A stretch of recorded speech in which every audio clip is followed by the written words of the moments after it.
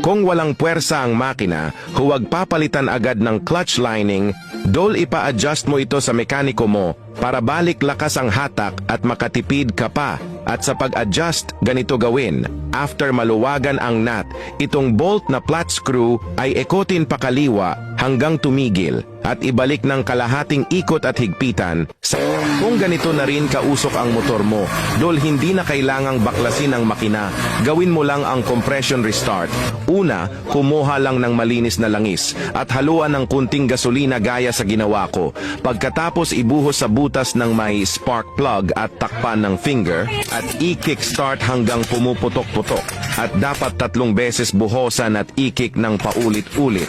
At pagkatapos pwede nang lagyan ng spark plug. At ito ang results.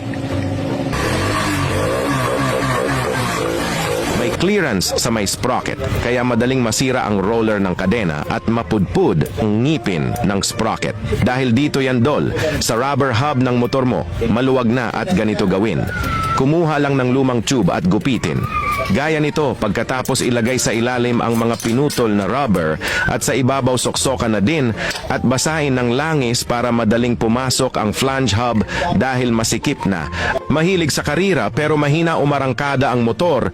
Ganito gawin, butasan lang ang drive face at i-grinder ng ganyang distance na pattern. Sa ganyang paraan, garantisadong malakas ang hatak dahil parang dumikit na ang belt sa groove sa lakas ng kapit. And take note, mga lods, ang techniques na ito ay para lang kapag malaki ang sugal mo para hindi ka lugi sa mga parts na ni-revise mo at the same time, ikaw ang nanalo.